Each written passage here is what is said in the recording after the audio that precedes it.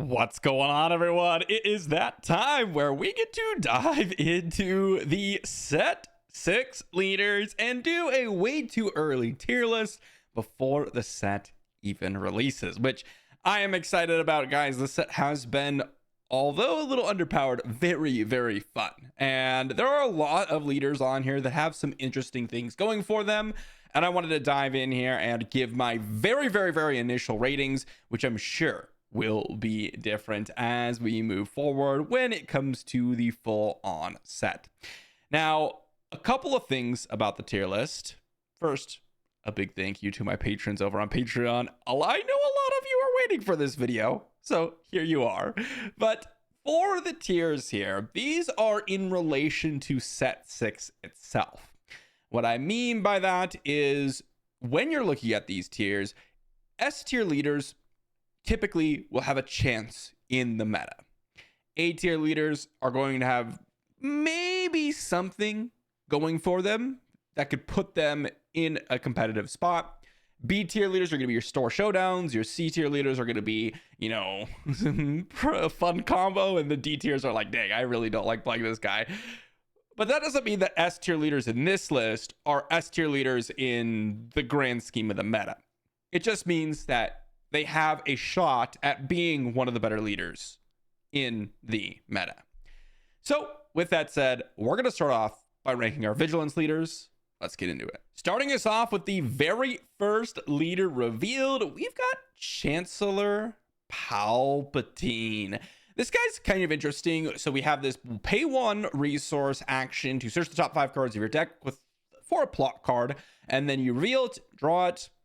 That is 1 resource to do that, to draw a card. And really the only way this is going to be a useful action is if you are being somewhat of a more controlling deck.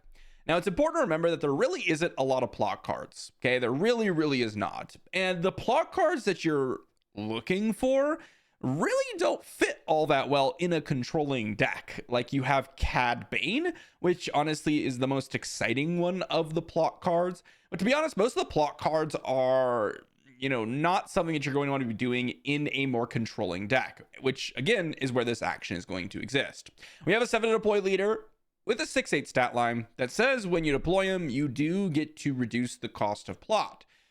Again, the problem is that there's not a lot of plot cards that I'm really interested in. The ones that might be more interesting are things like Chancellor Palpatine or Masamita, or maybe even First Light. And it's going to be a little bit more of a go wide, more, board building state. And for a deck that's, a 7 deploy leader, I just don't think this guy's going to get there. I mean, Vigilance villainy is a tough aspect to compete up against. I mean, you've got so many options now with Gar Saxon in the meta. You've got Kira to compete against, right? You've got Kylo to compete against, all of which are super powerful. And the value of drawing plot cards, the plot cards just not that good. I think Palpatine's a C tier. There are some cool things you can do with him in that, yes, he is a 6/8 to deploy on 7 resources. So he is a tanky guy, but it really is all about the plot. And I think you lost the plot with your Palpatine here. Again, there's just not a lot of plot cards that I'm excited about. And so if you do happen to have them, which you probably will in Palpatine, I don't even think that that's an incredible turn. Like, your 7 deploy leader here with Palp, I'd much rather, instead of getting a 6/8 plus like maybe 3 extra resources on that turn, just play a Kylo Ren, get this massive Sentinel with craving power, and do your thing there. It's just better, I think. I don't know. There is some potential here for drawing some cards. If there were more plot cards, I'd be much more excited about this. Next up, we've got Jabba the Hutt, a more recent one that I've only had a few games with so far. Well, a little bit more than a few. Usually when I load up a deck, it's like 10 to 20. But with Jabba the Hutt, we have a pretty recent release. We've got an action to pay 1 resource and make a friendly damage unit deal 1 damage to an enemy unit. And if the friendly unit has 3 or more damage on it, it deals 2 damage. A 5 to deploy leader with a 2/8 stat line. But honestly, the exciting part about Jabba is not his 1 cost action. There is a little bit of value you can get from this 1 cost action to, deal a little bit of damage to opposing units. You kind of have to set it up with your own units, but cards like Death Trooper, for example, work great in this, where you can deal 2 to itself, 2 to another unit, and then that 1 extra damage sometimes finishes off a unit. So that could be pretty nice. But really the thing I like about him is his flip side, and that is when a friendly unit is dealt damage and survives, you may have that unit deal that much damage to an enemy unit. That is a strong ability. Cards that ambush out, or maybe you're playing Jabba ECL, and you EC out like a Gideon or something, but think about like just a standard ambush unit, like a Syndicate Lackeys or a Forlom or a Bosk. Forlom comes out, you hit a 3 powered unit. He lives off of that. Your Forlom hits them for 4, and then you get a 3 damage trigger that you could also deal to something. Or a Bosk, he gets hit for 4 when he ambushes out. He also deals 4 to something. You get to hit something for 4, right?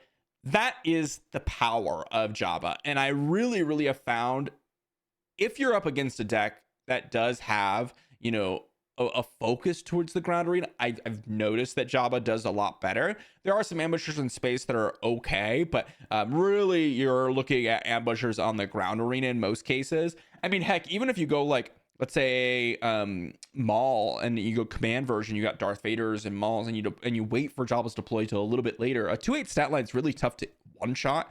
So you can deploy Jabba on like turn 5, for example, if you've ramped, and then you could deploy a Maul, and then maybe just one shot their whole board. This thing's got potential. Is this an I think I'm gonna keep it. Oh man, I'm debating between the S tier and A tier. You know what? If we're going to do this, I think there's only a few on here that are truly strong. I think if there's going to be someone that is actually going to open up the game, Jabba seems interesting. Like I said, Vigilance Villainy is a tough aspect to come into its own and compete. But I think Jabba's attacking on an angle where you put so much pressure on your opponent when you're flipping. No, he's an A tier. Okay, I'm gonna keep him an A tier. But he put a lot of pressure on your opponent by wiping their board out with a lot of things going on. It is pretty incredible. Okay. Next up, we've got Lama Su, another Vigilance Villainy leader. Of course, we've got 3 of them because Chancellor Palpatine's one of our starter leaders. Lama Su's got an interesting ability here. Very upgrade focused. We've got an action to play an upgrade from our hand on a friendly non-vehicle unit, making it cost 1 less, but we deal 1 damage to that unit. So obviously the cards that work really excellent with this is cards like new Zam Wessel, the new Grit units, new Gunray, any card that has Grit built into it. You can play cheap upgrades and you can trigger that Grit to get an extra power essentially, which is kind of sweet. His flip side is a 6 to deploy 3/7, and when you complete an attack, you can pull something from your discard pile and attach it to something, making it cost 1 less. So he's very much an upgrade focused leader. But that's kind of a problem because upgrades are not that strong. There are a few strong upgrades that you could play, but the idea of playing an upgrade deck and the idea of going and loading up a bunch of upgrades on a unit or on a couple different units just gets blown out so hard, right? Fell the Dragon still exists, Takedown still exists, Rivals Fall still exists, Overwhelming Barrage still exists, Power of the Dark Side still exists. I mean, Tarkin Town still exists, right? And if you're dealing damage to a unit, that might set you up for failure. There is so many things that mess up your game plan. And while Lama Su can do some cool things and can have an aggressive start, I think if you're going to fight up against some of the better decks in the format, you're going to really struggle as Lama Su. I think he's more of a C tier option. It does some cool things with the upgrades and everything going around with it, but it just doesn't do anything too special. And again, upgrades just really get dominated in certain circumstances. And that's really just unfortunate. That's just kind of a symptom of the style of deck that you're playing with Lama Su. It's very similar with, the pilot focused decks like Wedge or other upgrade focused decks that aren't necessarily like Gar Saxon. It just gets value from having upgrades. It's about playing upgrades from your hand onto things and then having those things do other things. It's a little bit too action intensive and a little bit too investing into a single unit or a couple of units. Next up, we've got Leia Organa, the first Heroism Vigilance leader. This one is very close to Rey, where we have this 1 cost action to disclose any aspect with the exception of villainy. And if you do, you can give an experience token to a unit that does not have an aspect with that disclosed card. A 6 to deploy leader with the 4/7 stat line, and then on attack you basically just do what the action says. So basically you have a 1 resource action that allows you to put an experience token on something very, very similar to Rey. Now Rey's restriction was always the 2 power, right? But Leia's restriction, honestly, from what I've seen, has been in most cases harsher than Rey's restriction. I've played a lot of different styles of decks, Leia yellow, Leia red, and Leia green so far, and each time it's always just a little bit awkward because you have to play these cards without the heroism aspect. That's the tricky part. So let's say you're playing a game and you have Adi Gallia and Yaddle, right? Both of which you kind of want to play in your deck if you're playing like Leia red, for example. But those cards don't give each other experience tokens. You need to have a mono aggression or mono vigilance card. Now, mono vigilance is very easy because you have takedown, Felder Dragon, Rival's Fall, all the things I mentioned earlier. But the mono aggression cards can be a little bit tricky. And so that's where the tricky aspect comes in. That said, there are still a lot of experience tokens you can pass out, and it still works on units that Rey wouldn't work with, like a Battlefield Rain, for example, on turn 2. So I think there's some cool things going on with Leia. I don't think there's anything special. She's going to be a B tier for me. There are some cool things you can do. Solid value, nothing too special, just overall decent. Next up, we've got Satine. Now, Satine is a unique one as well because we have a very, very interesting flip side for her. So we have a Vigilance Heroism with an action to heal up to 2 damage from a unit. If you do deal damage to your base equal to the amount you healed. Now, initially when I was playing with Satine, I didn't even realize, but you can also heal opposing units. So if your opponent plays like a Grogu, for example, you can always heal up their Grogu and prevent, them dealing damage to you, or if they have a grit unit or something like that, that can do some work with Satine. It's not going to be a crazy amount of relevance, but that is an option. Really, you're going to be healing a lot of your own units with things like Lothwolf, for example. We've got a 5 to flip 0/8 with Restore 4. So she is quite obnoxious. She comes down and she really stalls out the game. That is the name of the game for Satine. Now, there are a couple things that she works with, like Darksaber. You can just play in any aspect, even double vigilance, because she's a Mandalorian, and getting upgrades on her does do some work. Now, Rival's Fall is still a threatening card if that is the path that you're going down, but she does just stall a lot. And there are some matchups that's decent in, but a lot of matchups just will kill your Satine. And that's the bad part about her. Like, you could play a normal Vigilance Heroism deck and then have Satine as your leader, right? Let's say you're playing like, the Yoda green list and you're just playing Satine and trying to get some value to healing.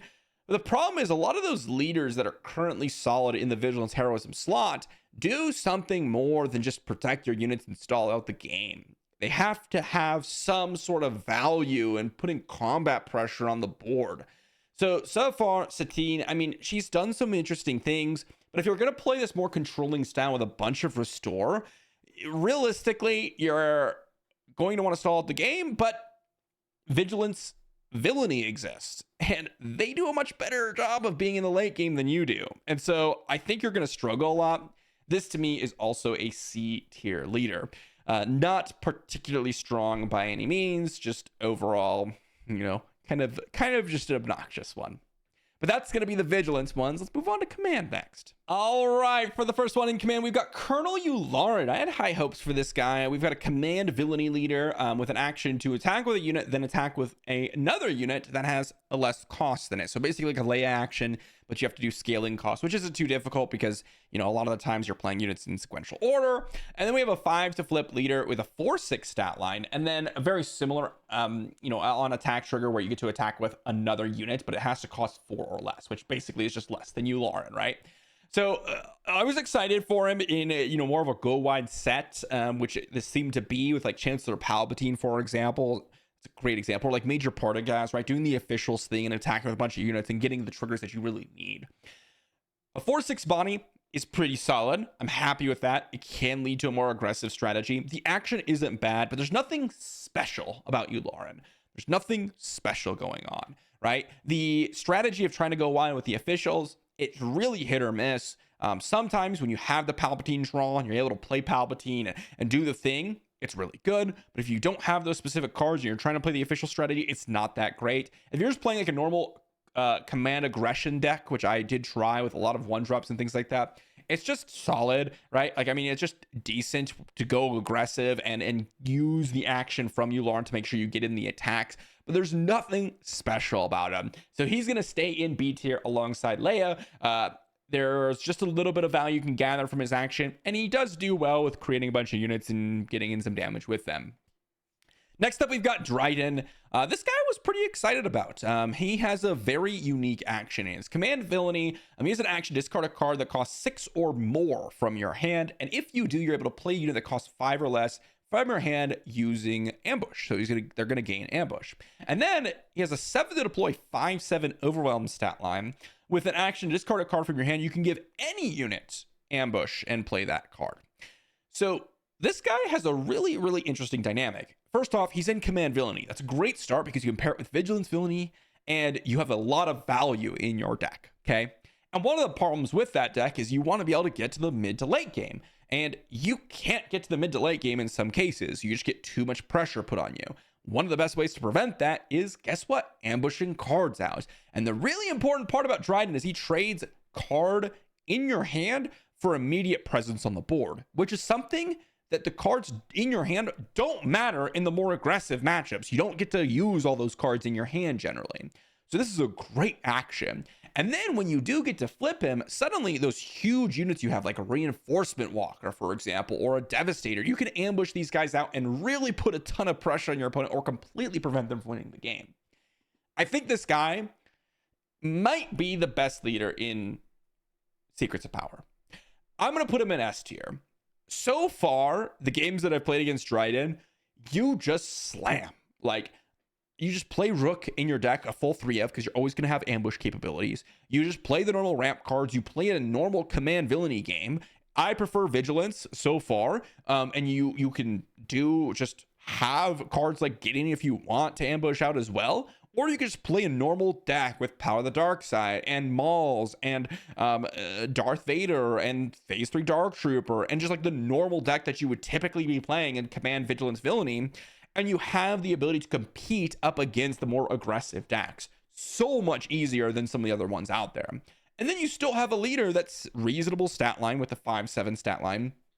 And one that can really finish out the game, right? Being able to ambush out the cards in the late game that otherwise wouldn't be able to be ambushed out. Like, for example, ambushing a Devastator with Overwhelm can win you the game in a lot of cases, right? So those mechanics for Dryden are exceptionally powerful. But again, he just has that perfect mix of being able to really, really get some oppressive units down early, like ambushing out a Rook, killing a unit, but having Rook take the damage and then applying the shield means that you could potentially kill like 3 different units with this guy. Like, that is disgusting. And normally that wouldn't be too great because you couldn't play like a 30 HP base, so the trade-off that you're making isn't that amazing.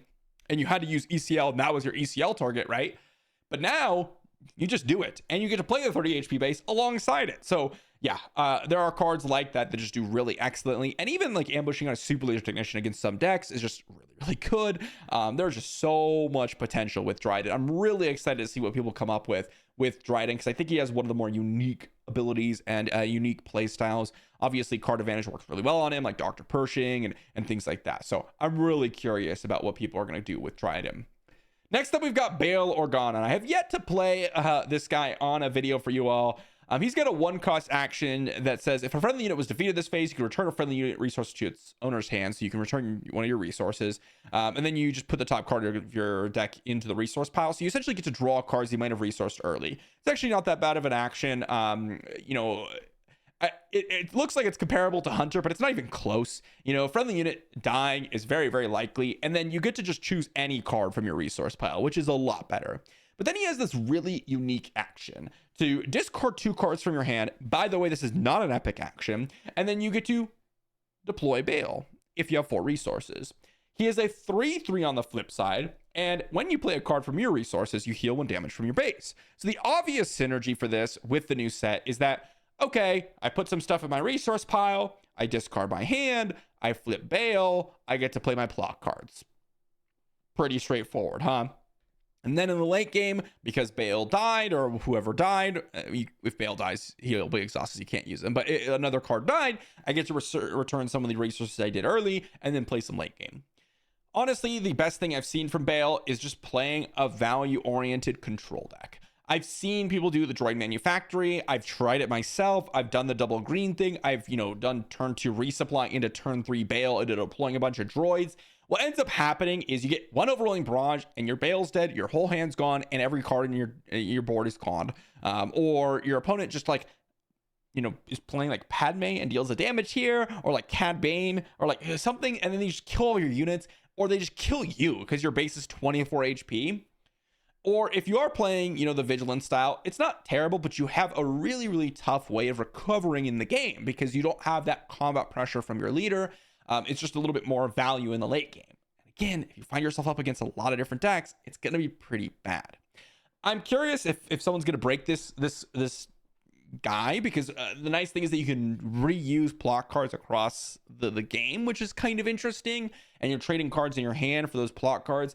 But do remember that plot cards typically are a little bit overcosted for what they could do if they were in your hand, and so it's not like it's a crazy amount of value that you're generating from Bale. I think this guy's a D tier. I know that you can do some fun things with him, but I just haven't been all that impressed with Bale so far in the Secrets of Power meta, the Secrets of Power meta. It's just not that strong. Discarding your whole hand and getting a little bit of value from Bale and a little bit of plot value and a little bit of card draw, it just doesn't do enough. That said, we've got Mon Mothma next up. She is another command heroism leader, and we've got a very Hera style ability. We just get to ignore the aspect penalties on non-villainy officials we play. I really wish this was also villainy officials.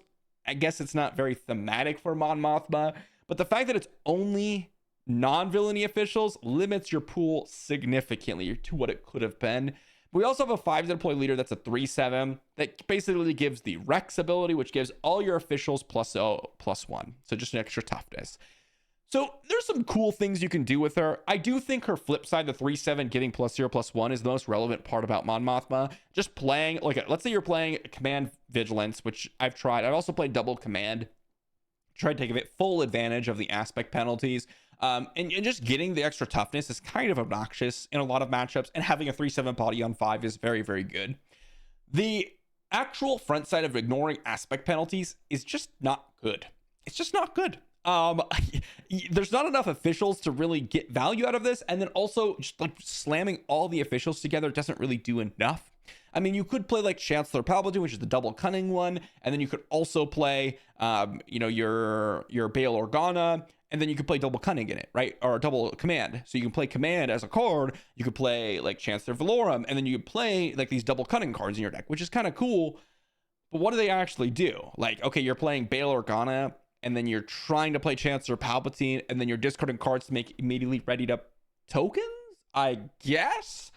Is that really going to work? Probably not, because Bale is just going to die, or you're going to lose your entire hand. I mean, there's got to be a lot of things that go right in a row for it to work. Not saying that it's bad, like horrible, but I don't think it's all that great. I am debating between B or C tier, and I think she's more of a C tier leader. Again, there are some cool things you can do with her, and playing all the officials in one deck is good. There's just not really a lot of official payoffs right now, so gonna put her in the C tier. But that's the command leaders. We've got some S tier now, so let's move on to aggression. In aggression, we get to start off with Daedra. So Daedra is a new 4-drop leader, which is always interesting to me. We've got an aggression villainy with a 1-cost action to choose an enemy unit. Its controller may deal 2 damage to it, and if they don't, you draw a card. Pretty solid to start off with. And then we've got a 4-deploy leader with a 2/5 stat line with, if you have more cards than your opponent, you get raid 2. So I think there's a couple different ways you can play this. Honestly, the way I've seen it played most often is Daedra Blue control with a little bit of hand hate. And you just use Daedra as some early pressure. Your opponent's forced to deal with it while you're dealing with all their units. And then you just outvalue them because they have to do this mix of deploying enough to the board to deal with Daedra, while also getting their hand attacked. And then they just, get to the Super Laser Blasts and Avengers and win, right? It's kind of similar to Kira in a way, in that, like, Kira, let's say your Kira's playing Kira red. Well, you can do the whole, oh, I deploy Kira to get a little pressure on your opponent, attack them, but then also just use her to, like, wipe your board, especially with, like, a Topple the Summit, for example, which is obviously a new other set 6 card, but it's very similar in that way. I think Daedra's solid. Again, if you're playing aggression, villainy, vigilance, it's still good. He's just a solid combination of aspects. And I think Daedra does decently in that. I think it's worth probably just an A tier. I think she's just decent. For a deployed leader, it's hard to ignore. The frontside action is actually pretty good. Using that one extra resource, especially when you're in a Vigilance villainy deck where you're probably going to be playing a lot of removal in the early game, it's going to come up where, drawing a card, if your opponent doesn't want 2 damage dealt to their unit so that your opponent gets a really nice cheap daring raid or open fire to kill your unit, then they're drawing cards. And guess what? In the Vigilance villainy deck, that's where drawing cards is relevant.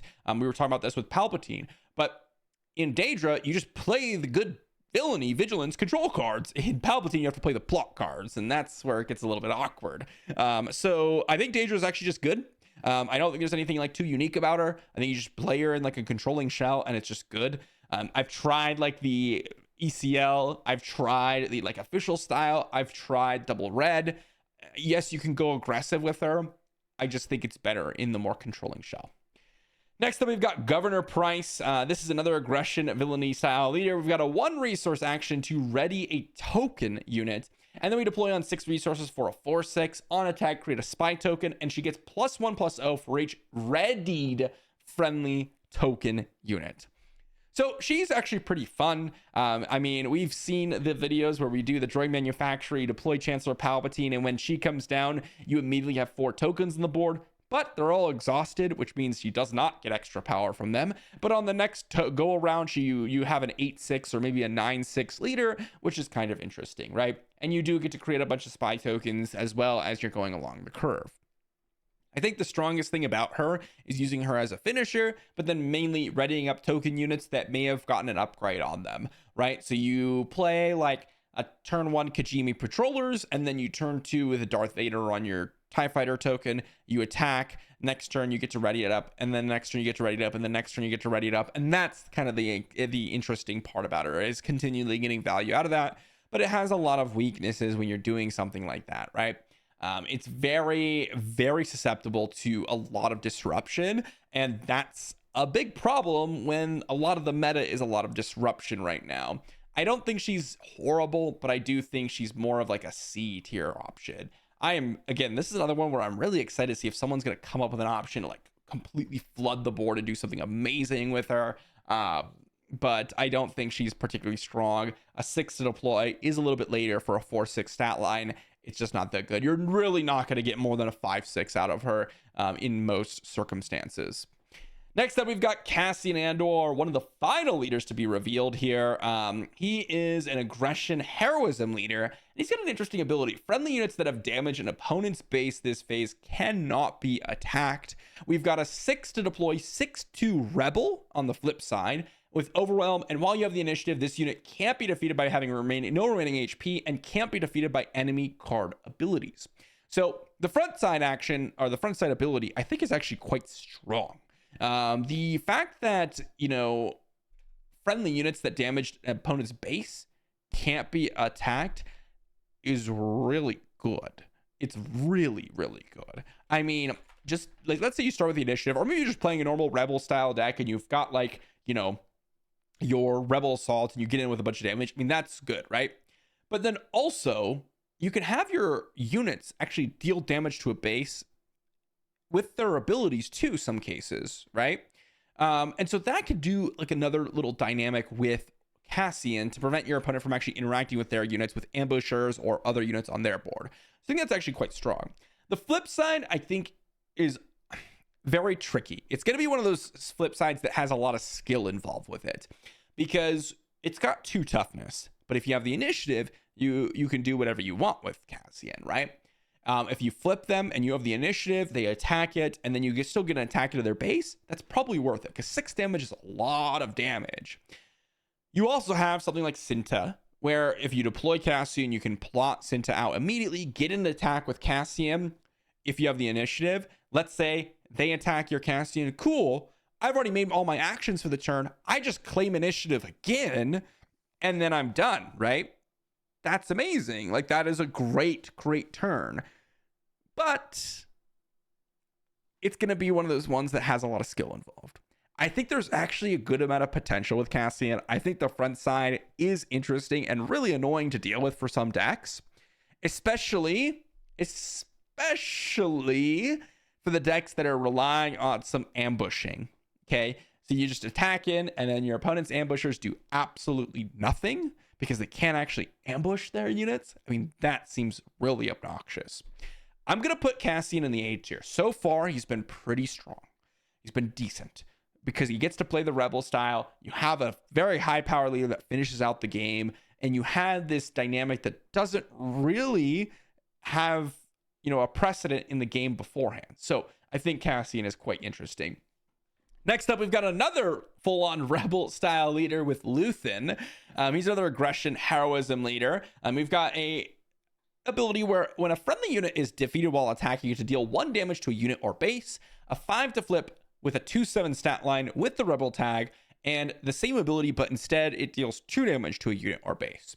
So there's a couple of cards that works really well with this. Valiant Commando, one of the new cards that says when you attack a base, you can defeat it to deal 3 damage to the base. You get an extra trigger with Luthen. If you heroic sacrifice something, you get extra damage, you get a trigger from Luthen. There are some cool things you can do. Here's the thing with this. This seems much more oriented towards a very, very aggressive style that requires you to either A, sacrifice your own units to get an extra damage, or B, attack your opponent's units while attacking their base because of the extra damage from Luthen. I think the style that Luthen wants to go for is more like Sabine, where you're being a lot more aggressive, whereas Cassian attacks on a little bit of a different angle, giving your units protection. And so I think Luthen is a lot weaker than like a Cassian, because I think it's very comparable to a Sabine style of deck. And then having a 2/7 flip, although tanky, and you have the potential to do some amazing damage. Like, let's say you heroic sacrifice a Valiant Commando on the flip side of Luthen, right? How much damage does that do? Well, you get +2 from the heroic sac, 5 damage into base from Valiant Commando. It dies, you get the 3 damage from Valiant Commando into base, and then you also get the 2 damage from Luthen. Like, that's 10 damage in a single swing. And even if you don't have heroic sac, you still get 2 damage from Luthen, 6 damage from Valiant Commando. That's 8 damage total. I mean, even like Surprise Strike, if you're going to go into the yellow version, there's some cool things you can do. But there are only a few units that actually really work well with that. So I think he's good, but I don't think he's special. I think he's just a solid B tier. Just a solid B tier. Nothing too crazy about it. Aggression heroism's good. If you go aggression heroism ECL, it's good. If you go aggression heroism with like Petronaki Arena or any Cunning base, I think there's something there with Luthen.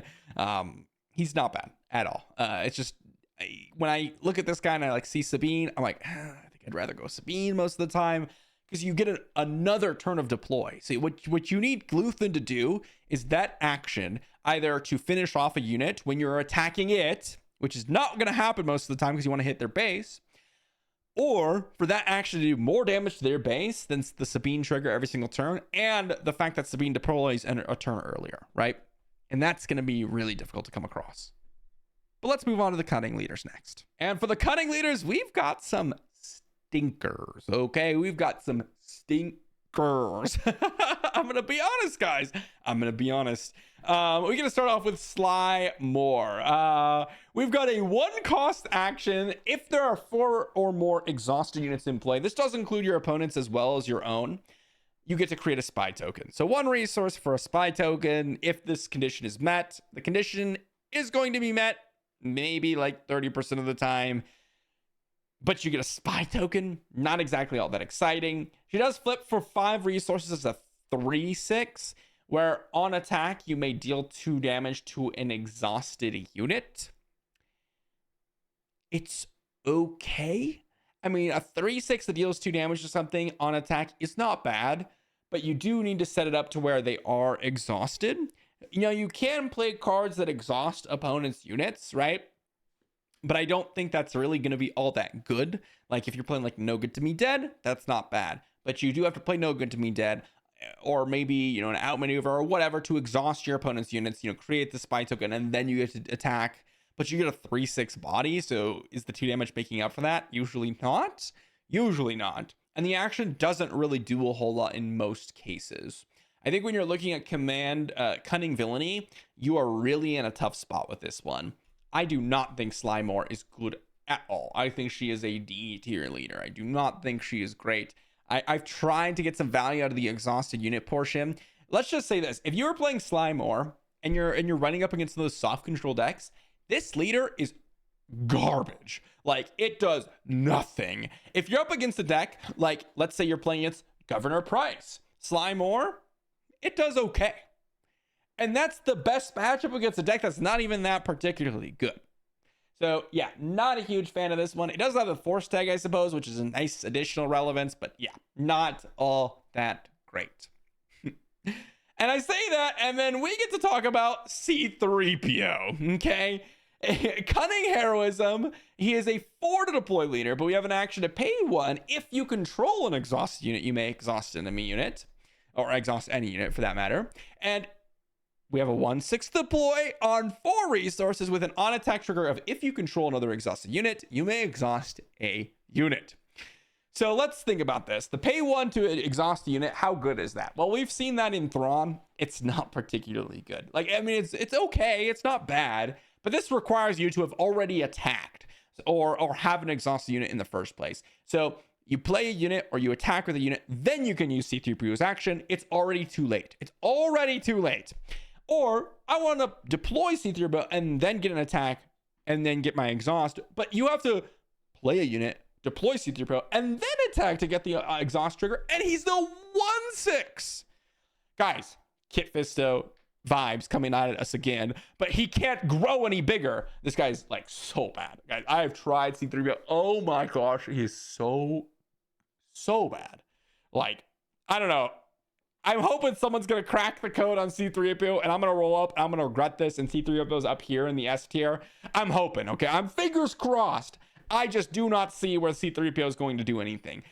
There's probably going to be a video in the future. I've tried like the Babu Frick where you can like deploy C3PO and then attack for 6. Like, oh, dang. And then, but then if they kill your Babu Frick or just hit C3PO, if they just hit C3PO with like a 3/3, he suddenly is a 1/3. And Babu Frick makes C3PO do 3 damage. Like, it's not even good, even with Babu Frick in some cases. Like, I've tried it all. I've tried it all, guys. I promise you. I don't know. Maybe I'm just not enlightened enough to understand the C3PO, but he is the worst leader from this pool, in my opinion. Spoiler alert, I suppose. All right, we get to move on to the next one with Padme. Padme, this one was the other initial revealed leader alongside Chancellor Palpatine. She is Cunning Heroism. When you reveal or discard 1 or more cards from your hand, you may exhaust the leader to deal 1 damage to something. We have a 6 to deploy, 3/8 stat line. When you reveal or discard 1 more of your cards from your hand, you may deal 1 damage to a unit. So same thing on the flip side. This ability is very powerful. We've already seen it with a lot of different cards, but cards like Marin or R2D2 or Poe Dameron, honestly, there's not a lot of cards where you're like disclosing stuff to get value, but Bail Organa, creating a spy token, getting 1 damage to something alongside Tarkin Town does work. Marin suddenly deals 3 damage. Poe Dameron suddenly does 3 damage. I mean, that type of stuff does really, really good work. Okay. But it is just 1 damage.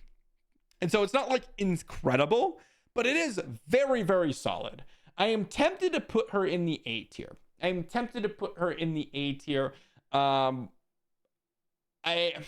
It's tough because I think Tarkin Town is like the main contender, and I think I gotta swap this around a little bit. Like, I would put probably Cassian, like I would probably do that. But I think Padme's, you know, a little bit better than this, so maybe Jabba does end up in like the B tier. I know I'm like, I was talking about S tier for Jabba, but the more leaders I put on here, I'm changing my mind. Okay, I'm changing my mind after I'm talking about all the leaders, because I do think he's like good, but like not as strong as some other options. So maybe I was a little bit too high on Jabba when I was initially talking about it because I didn't have enough people on the list, but I think Padme does do some good work. Again, it's very reminiscent of like a Quinlan, but she has another turn to wait for the deploy, which is very, very relevant. And she does come down as a 3/8, which is not a very aggressive. If she was like a 4/8, I would be much more excited about her because she can put in a little bit more aggression towards their base. But again, there's just a lot of synergy with it. You can play a bunch of different units, like R2 suddenly a 2/4 that filters your hand and deals 1 damage and kills a unit potentially with Tarkin Town. Like that's kind of an obnoxious play. Or Bail Organa, suddenly is an attack, kill your unit, but then also generate spy tokens. And I kind of have to deal with Bail because it's gonna be a recurring trigger of this Padme ability, and that's gonna be obnoxious, right? And then, if you pair that with Marin or Podamrin and that type of stuff, that's going to be able to deal 2 damage here and there. Or if you pair it with like Daring Raid or Open Fire, you got Smuggle going on or Plot going on. I mean, there's a lot of value here. But I just think like the synergy with Tarkin Town makes it solid. It just makes it solid. I actually do think like the power level of Padme isn't quite on the level of some of these other cards. Like the potential for Daedra, Cassian, and Jabba are all good, but I think Padme just has a baseline good ability, and that's going to put her in the A tier. But I don't think she has as high of a ceiling as any of the cards above her, so I'm going to keep her in the bottom of A tier. That said, we get to move on to Sabe, which is one that I think a lot of people were excited about. We have a Cunning Heroism leader. When a friendly unit deals combat damage to a base, you get to exhaust the leader and look at the top 2 cards of your opponent's deck, and you discard one of those cards. So you get to see what's in their hand on the following turn, and then you also get to choose which of those 2 cards is the worst for you, and then make sure they don't draw that. On the flip side, we've got a 5 to deploy 3/6 with raid 1, so basically a 4/6. And when you deal combat damage to a base with this unit, you get to look at their hand and then discard a card from it, and then they have to draw a card, similar to like a Bazine. Honestly, this is very interesting. It definitely kind of works with the Cunning Heroism strategy, where you want to hit their base and you want to play the tempo game. You want to be disruptive. You want to attack their hand. You want to make sure they're not drawing the cards that they need to get out of under you. And this goes with that game plan. But this ability is not that powerful. I have played a lot of games against Sabe because people really like this leader, like really, really like this leader. And what ends up happening is, yes, they discard one of the cards. It wasn't relevant anyways. And then I draw 2. One of the cards that they left on top, also not really relevant. But then I just draw another card. And what's in my hand and what I just drew probably is going to allow me to win the game. The stat line isn't bad, which I do like, right? A 3/6 isn't great, but the raid 1 pushes it into 4 power, and that's all that's relevant really for Cunning Heroism. And so I do like that. And I think the strongest part about Sabe is being able to look at their hand and then take something from it, right? Getting rid of the big hitters in the later stages of the game. I don't think she's amazing, but I do think she's like a solid B tier option. I think if you look at the leaders above it, like there's just more potential there, right? We'll see if there's some really good synergy you can do with Sabe. The problem right now is like, again, people just have too many options between the resource pile, between drawing 2 cards a turn, between, drawing more cards potentially in that turn. You just can't really prevent someone from drawing what they need to deal with you. There's just too many cards in the game that they draw into. If this was Magic, Sabe would be so disgusting, by the way. All right. And then lastly, we've got DJ, the only leader in existence with a double aspect.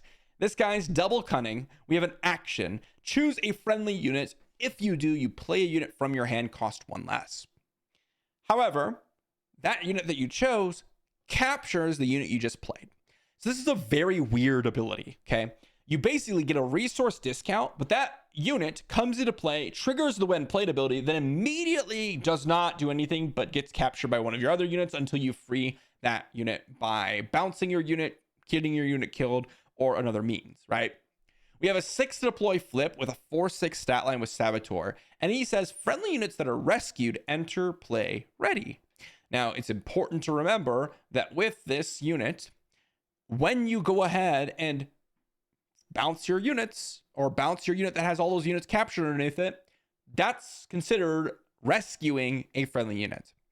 So the game plan for this is, I'm going to capture a bunch of units under my like Libertine, for example, play DJ, play like a new adventure, being able to like flicker that unit. So you bounce it your hand and then you get to replay it. And then all those units just can enter into ready, right? And the idea behind this is you get to play things like Cantina Bouncer for 1 less, and you get the bounce effect, but that you get to have that unit for later. You get to play things like Bodhi for 1 less. You get to play things that cost 1 for free, essentially. Here's what I found out about DJ. Okay, he is not bad at all. He's got some cool things going for him, but he's very dirtly. There are some turns where you can do some amazing things where you get a ton of discounts, you get to bounce your units, and you get to get them all out, and then you're putting a lot of pressure on your opponent. Or in some cases, you play like your pirated starfighter, and you get to return a unit, and it just works out amazingly for you, right? Or you put a bunch of units underneath a unit, and then you flip DJ, and you do the pirated starfighter or something like that, and they all enter ready, and then it's kind of obnoxious, right? And you could do that where like that turn you capture units underneath that unit, and then they enter it, play it ready immediately. It's not even units from prior turns or anything like that, so that can be cool.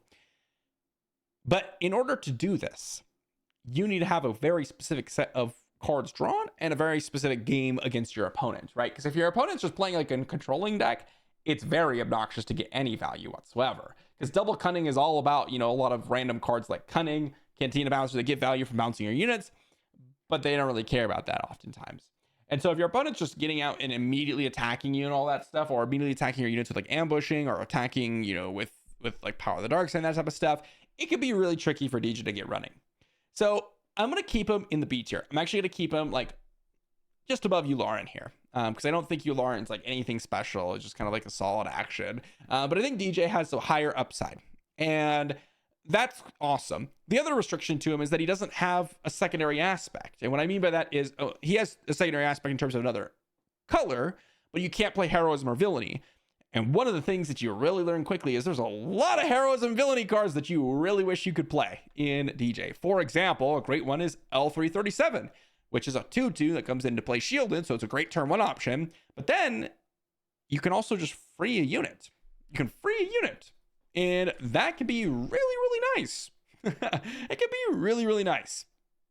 You can rescue any captured card. So, you know, you can get that resource cost reduction, play your L3, rescue a captured card, just like something like that, right? And not that L3 is going to be like a god tier card in this or anything like that, but there are a bunch of other heroism cards that you would love to play in DJ. Like, absolutely love to play with a good when played ability. Like Ahsoka Tano is a great example, right? That is fantastic in DJ. And you can go down the list with a lot of other options. So that is a pretty big restriction. But that's the end of Cunning, which leads us to the overall list so far. Now, I think there are a few of these leaders that I think you could kind of interchange in the A tier. It's really tough for me to decide how to put everything in the A tier. Honestly, I think you can make a lot of arguments for different cards in this one. To me, Dryden is like the clear S tier so far, from what I've experienced. I think there's a lot of potential with like Cassian, Daedra, Jabba, and Padme. Some of these are like super consistent, just solid units, solid leaders like Daedra and Padme with good upside in some cases. And then some of these have like huge ceilings, like Jabba and Cassian. There are some disgusting games you can have with these guys. When you get to the B tier, again, some of these are dirty or their actions just have some better options or just don't do enough. The C tier ones, I mean, some of these actions just, there's like not a real reason to get them. There's no payoff for them, like Mon Mothma or even like Chancellor Palpatine. And then you get to the D tiers and like they have like such a horrible leader stat line and the action doesn't do anything or whatever it is. There's some weird ones there. But I'm sure that there are some here that I'm going to get wrong. As per usual, we're way too early in the set to make any real solid, like accurate predictions, I'd imagine.